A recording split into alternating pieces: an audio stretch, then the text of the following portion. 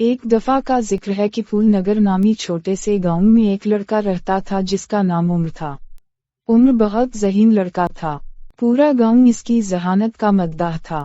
بہت سے لوگوں کے مسائل کا حل عمر چٹکی میں ہی نکال لیا کرتا تھا، لیکن اس میں اس خوبی کے علاوہ انکساری اور عاجزی بھی کوٹ کوٹ کر بھری ہوئی تھی۔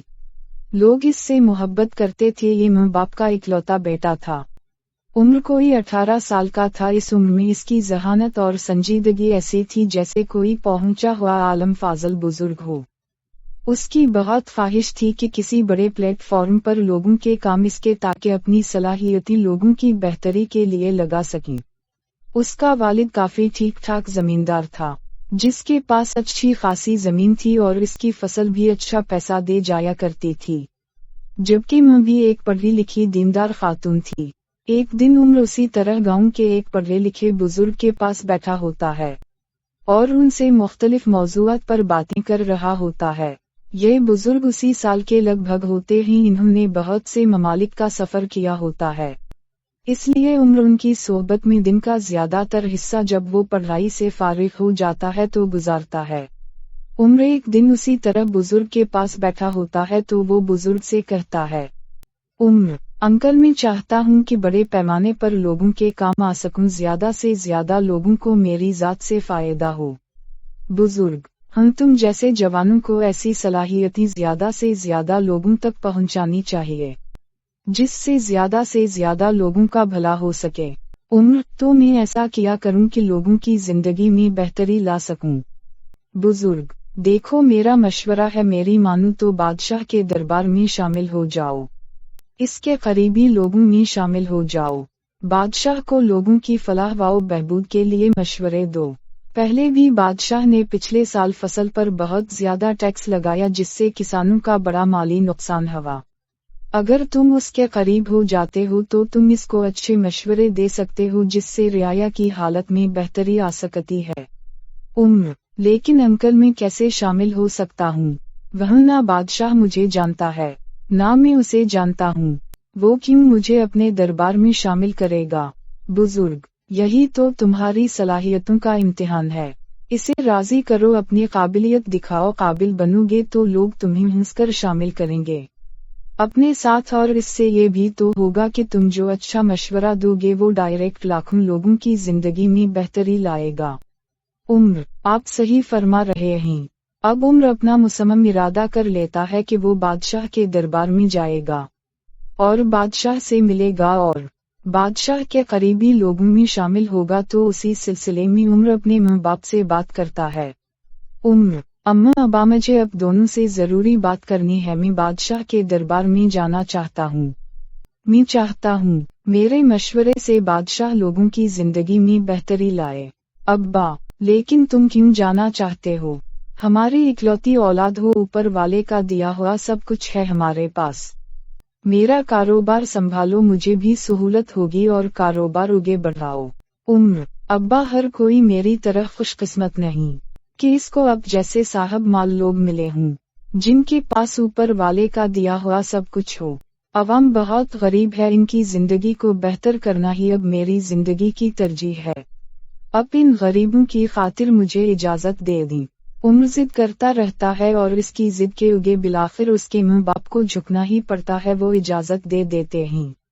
اب عمر نکل پڑتا ہے بادشاہ کی طرف۔ عمر اپنی لکھی ہوئی ایک کتاب بھی ساتھ رکھتا ہے تاکہ وہ بادشاہ کو اس کو تحفے میں دے سکے، جس کو پڑھ کر بادشاہ کو اس کی صلاحیتوں کا اندازہ ہو سکے۔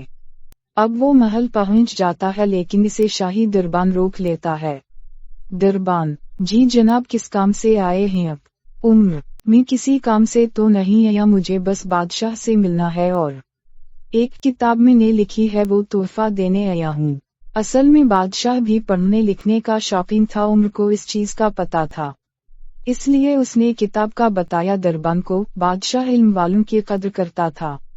دربان اسے جواب دیتا ہے، دربان: بہت پڑھے لکھے لگتے ہو اور ذہین بھی، تجھے میں لازمی اندر بھیجوں گا، لیکن اس کا ٹیکس لگے گا۔ عمر: ٹیکس؟ کیسا ٹیکس؟ میں سمجھا نہیں تمہاری بات۔ دربان: جو بھی انعام ملے گا تمہیں بادشاہ سے وہ آدھا میرا ہوگا اور آدھا تیرا۔ कहो मंजूर है, अगर मंजूर है तो अज मैं अंदर भेज देता हूँ वरना पतली गली से निकल जाओ। उम्र, ठीक है भाई साहब, अब कौमी जाते वक्त जरूर इनाम देकर जाऊंगा, बेफिक्र हो जाओ। दरबान, हाँ ठीक है, जाओ जाओ, देकर जाना लाजमी, ऐसे ही ना भाग जाना। उम्र, बेफिक्र रहो, मैं अपनी जबान का पका हूँ, जो कहता हूँ वो कहता हूँ। दरबान, आहा ठीक है, जाओ अब उम्र अंदर चला जाता है। बादशाह के साथ इसके 2 वजीर भी होते हैं, एक का नाम आसिम होता है, दूसरे का नाम कासिम होता है।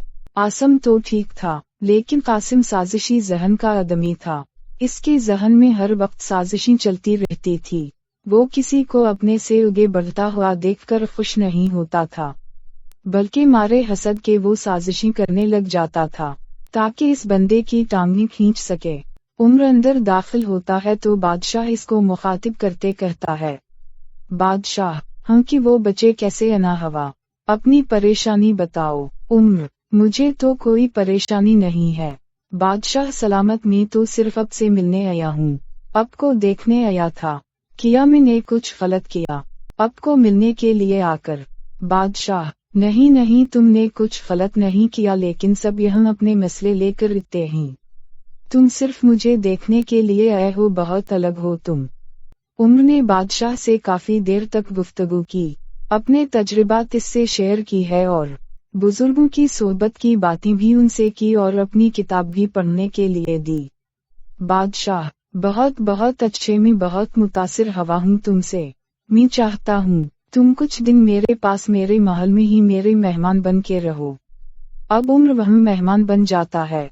उम्र की बहुत तवाज़ो की जाती है और इसका ख्याल रखा जाता है। अब उम्र रोजाना बादशाह के दरबार में आता है, लेकिन ये सब बातें कासिम को एक अनकना बातें थी। वो इसकी बादशाह से कुर्बत देखकर परेशान हुआ जा रहा था, लेकिन वो कुछ कर नहीं पा रहा था, क्योंकि बादशाह की वजह से वो मजबूर था। बादशाह की नाफरमानी का मतलब मौत को गले लगाना था। एक दिन बादशाह उन दोनों वजीरों से कहता है, बादशाह, मैं सोच रहा हूँ उम्र को उसी दरबार में पका पका रख लूं, काफी ज़हीन लड़का है, बहुत काम का बच्चा है, मुझे उम्मीद है वो सल्तनत की बेहतरी के लिए काम करेगा। उम्र तो इसकी थोड़ी है, लेकिन जहानत में वो बुजुर्गों को भी मात देता है।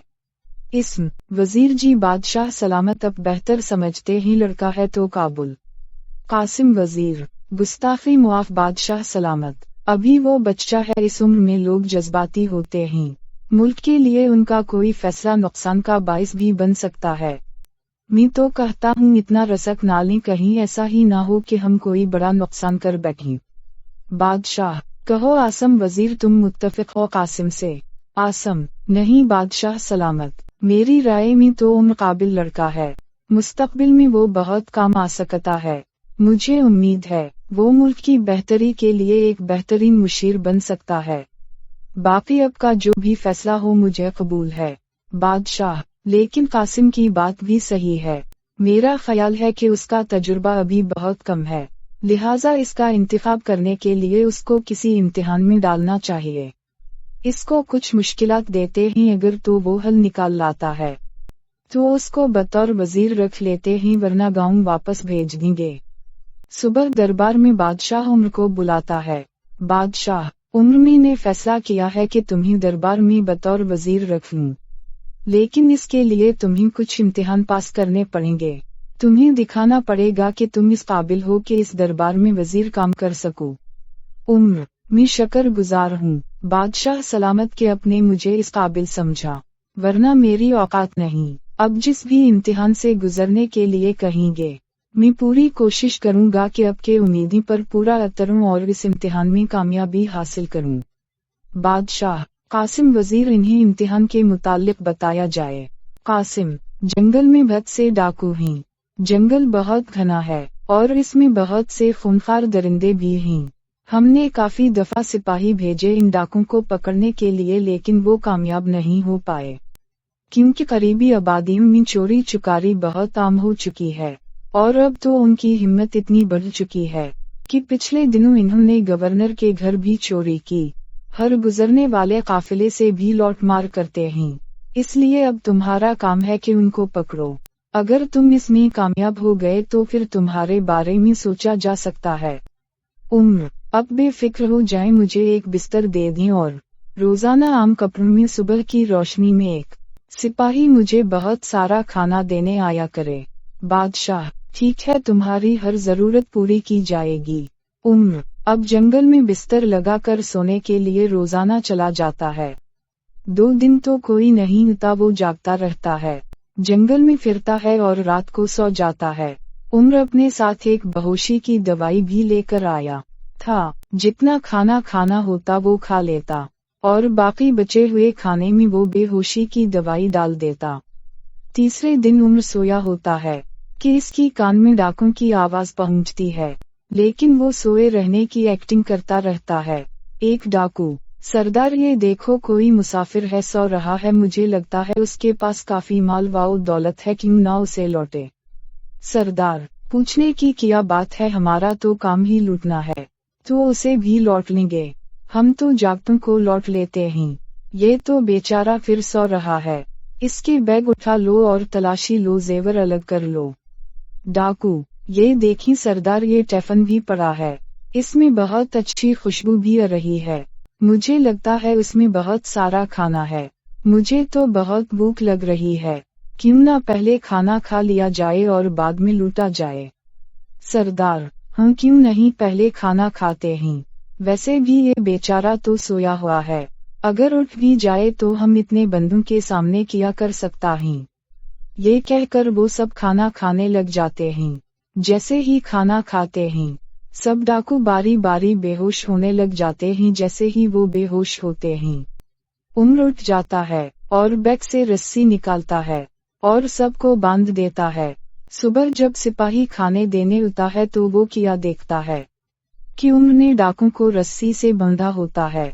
सिपाही सारा किस्सा जाकर बादशाह को बताता है। बादशाह ये सारा किस्सा सुनकर खुश हो जाता है और कहता है, बहुत ही काबिल लड़का था, मैंने कहा था ना, ये लड़का वजीर बनने के काबिल है। कासिम, बादशाह सलामत, एक इम्तिहान से किया होता है, मजीद इम्तिहान ले लेते हैं ताकि पता चल जाए कि उसका तका तो नहीं लगा। बादशाह, चलो एक इम्तिहान और ले लेते हैं। चंद ही दिन गुजरते ही तो पता चलता है बादशाह के पड़ोसी मुल्क ने बादशाह पर हमला कर दी है। बहुत बड़ी फौज लेकर बादशाह के मुल्क पर हमला कर देता है। बादशाह का परेशानी के मारे बुरा हाल हो जाता है।